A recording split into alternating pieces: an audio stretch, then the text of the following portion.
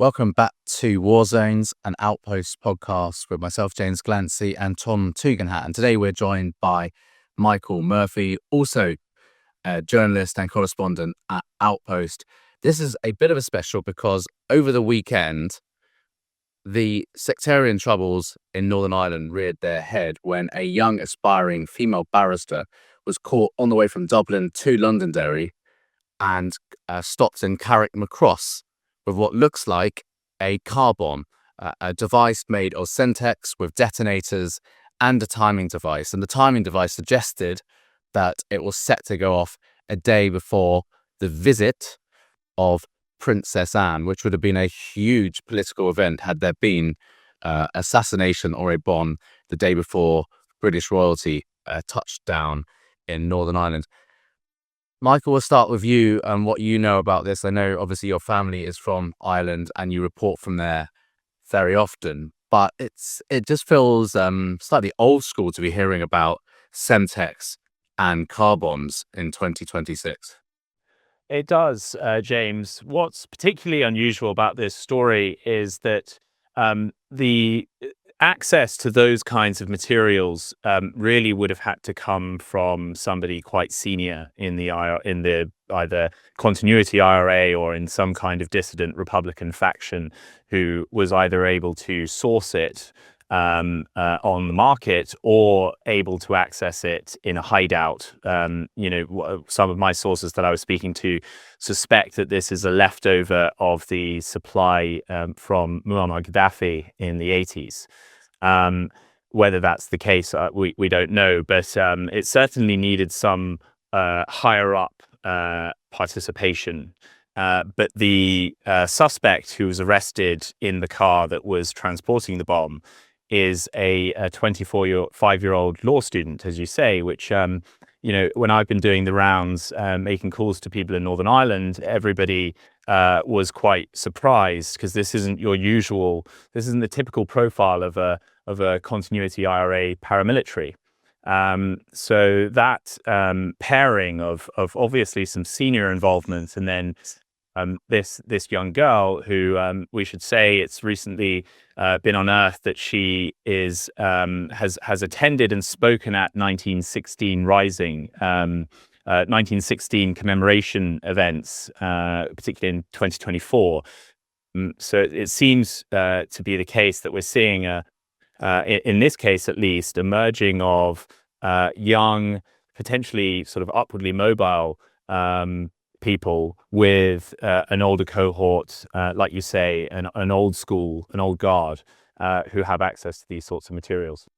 Tom, what strikes me about this story is one, the availability of Semtex and the information, not corroborated, but the information that it might be an old supply from the Gaddafi stores in Dublin or Northern Ireland from the 80s.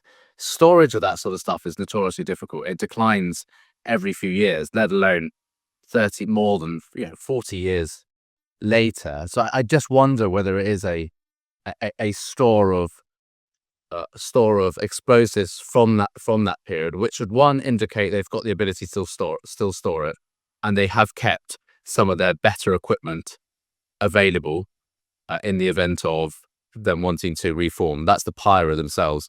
This is clearly not new IRA or continuity IRA. But secondly, the know-how to actually put something together that is to be deployed as an old school car bomb with a timer, that surely is held by very few people.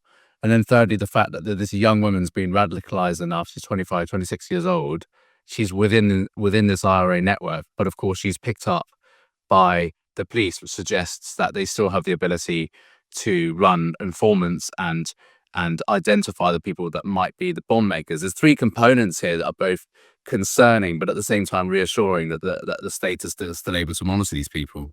Well, there's a few things there, isn't there? So the first on the storage, yes, they clearly do have the ability to store, and they clearly didn't decommission as was promised under the Good Friday Agreement in various different ways.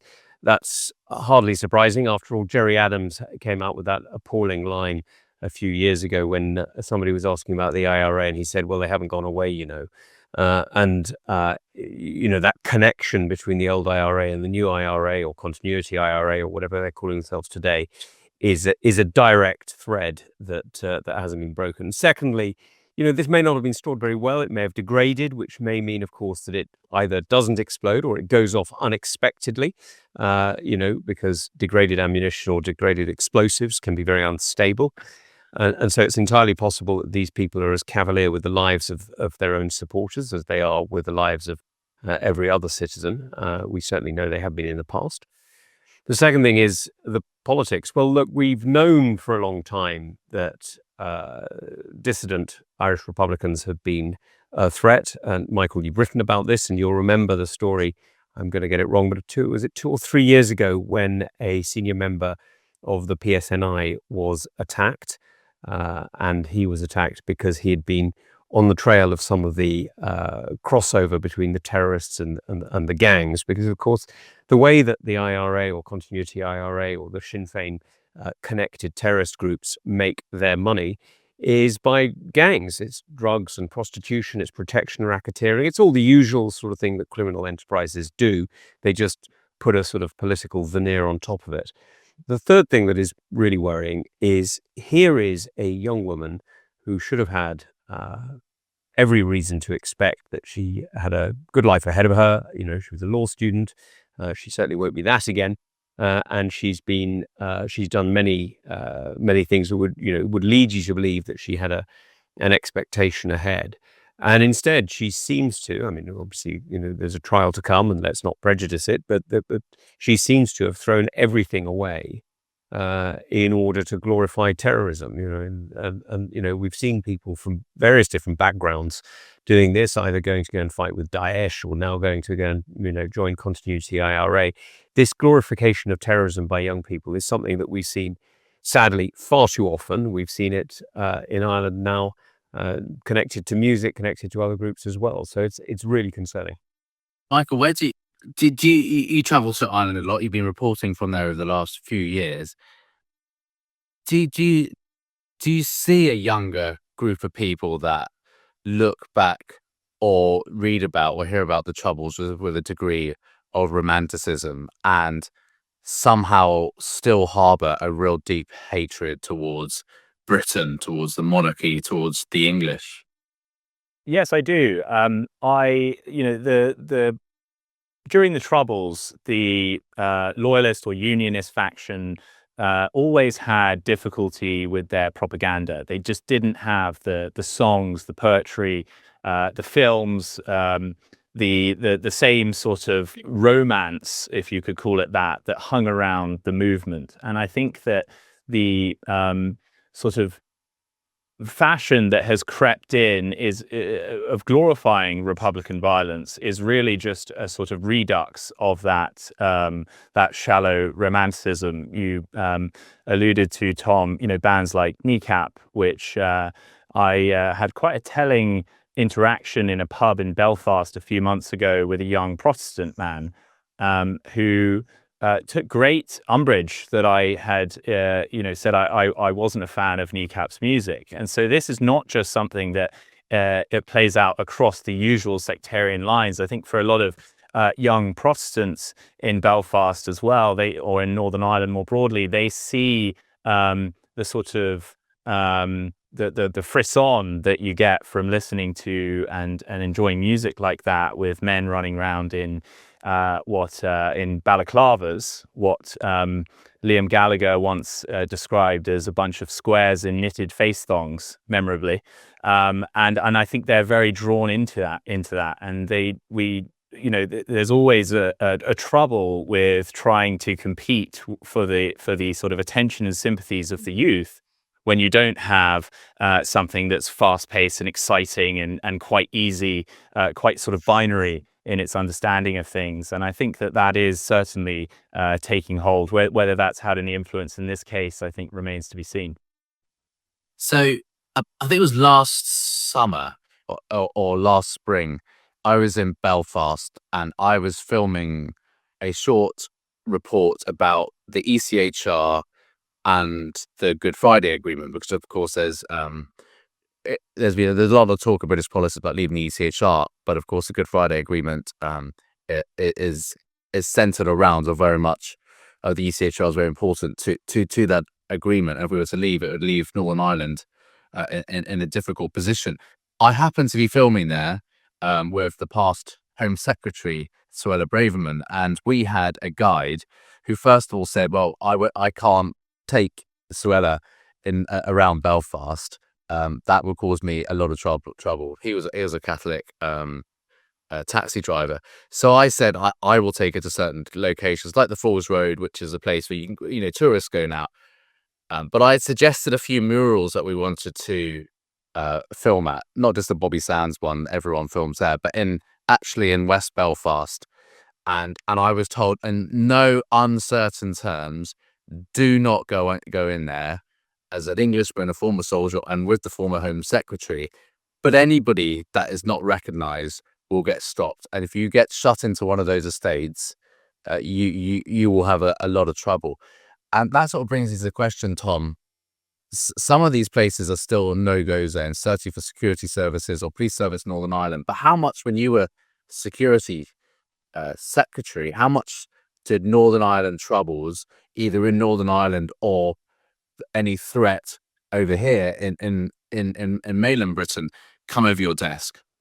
Well, remarkably little when you compare it to 20 years earlier, or even to what we're hearing right now. Look, I don't know what's going over Dan Jarvis's desk right now, but it wasn't a significant element. I mean, I don't want to put a percentage on it, because at various moments it did spike a bit, but the reality was the main focus was completely understandably on state threats by Russia and China and Iran.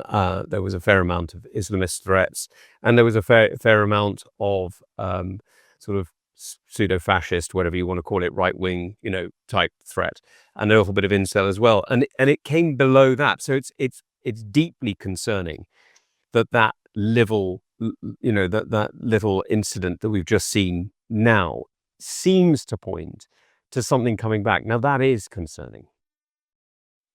And I suppose the IRA has always understood the politics of how and who they attack and when they attack.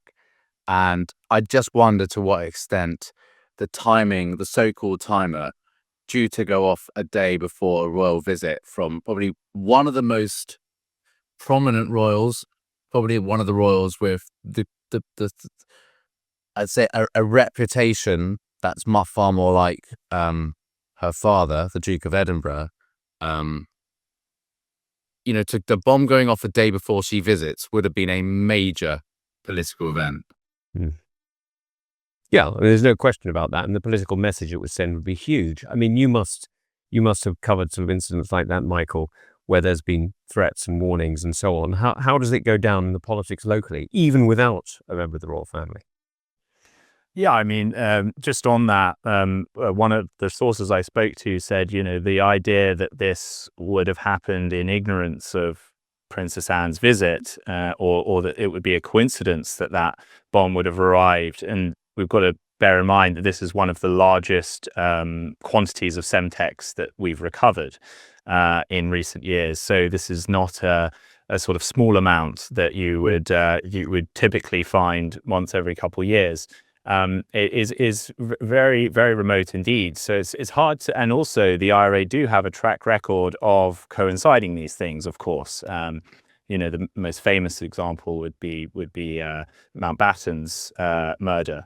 How do things go? I mean, when you get a bomb warning, the PSNI are, as you'll know better than I, Tom, are pretty much exclusively focused on this sort of thing, and often to the detriment of other areas where you would expect them to have a remit. For example, a lot of the dissident Republicans now are involved in the drugs trade, and when I speak to people over there, the impression is that they kind of get a sort of a free pass or a bit less attention than they would otherwise, as long as they don't engage in these sorts of activities, which tends to bring a lot of heat onto the border, onto those other activities. And so one thing that one source found quite perplexing about this case was that you know the dissident Republicans involved in that drugs trade do not typically like to make a lot of noise. And so there is going to be some factions within that milieu who are going to be quite upset about this. And that does make you wonder if that has any bearing on why the intelligence services were tipped off, and whether they were tipped off to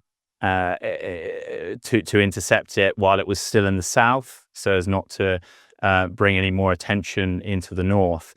But yeah, I would the PSNI and in working in concert with the British intelligence services and the Garda are, I think, quite a well-oiled machine when it comes to the dregs of the committed ideological Republicans. I suppose with these things, regardless of how good the intelligence is and the informant network is, as the IRA always used to say, we only have to be lucky once, you have to be lucky every single time. On this occasion, the security services have caught this young woman, and she's going to probably spend a significant amount of time in prison. And whether she is a radicalized believer or as she claims in court at the moment, manipulated and was just a mule, we will find out. I just want to wrap this up with one thing, which is slightly removed, but not too far removed. Jerry the monk, who was famous for fighting against the Kinahan cartel. He stood for election in Dublin. Meanwhile, Daniel Kinahan was lifted in the UAE recently, and I believe he's under house arrest. I just want an update from you on that, Michael. But the reason I bring this up is that when the monk tried to kill Daniel, or allegedly was part of his faction trying to kill the Kinahans at a hotel in Dublin, they were able to easily get hold of functioning AK-47s. And a number of people were killed or executed in what was a major escalation in drug gangland warfare in Dublin. But to me, it circles back to what we were saying at the beginning, is the availability of quality munitions, explosives, and weaponry. It shows it's still there to a greater extent than it's available in England, Scotland, or Wales.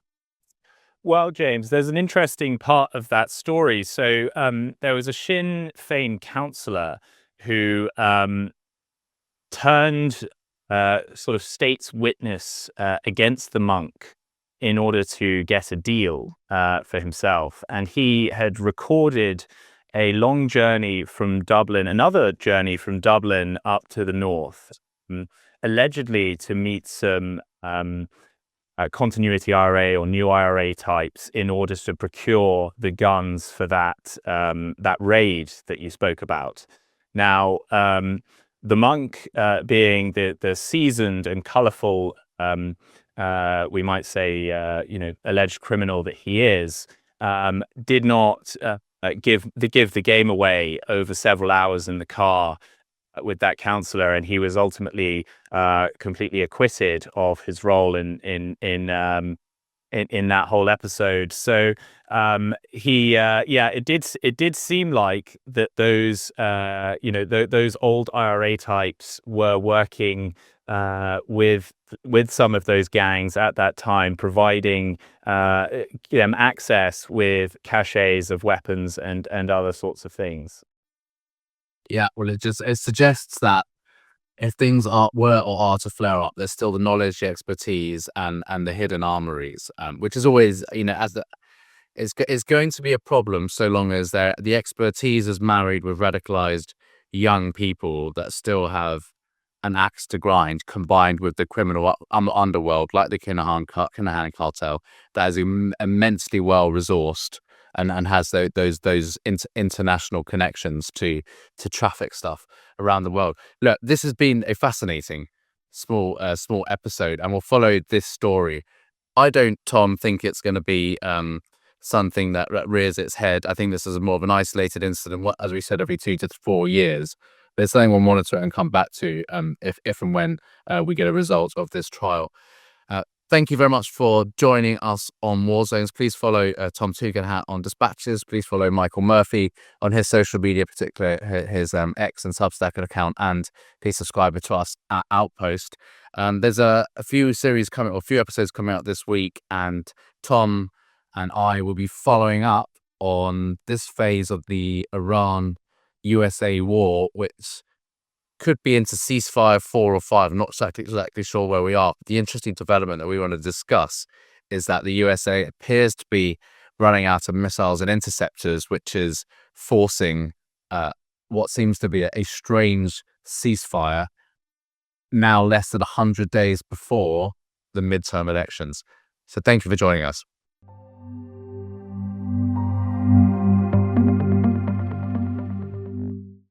At Outpost, we are committed to free speech and shining a light on untold stories that matter. To support our documentaries, reports and podcasts, please like, share and subscribe to our work on Substack, YouTube, Facebook and Twitter. Thank you.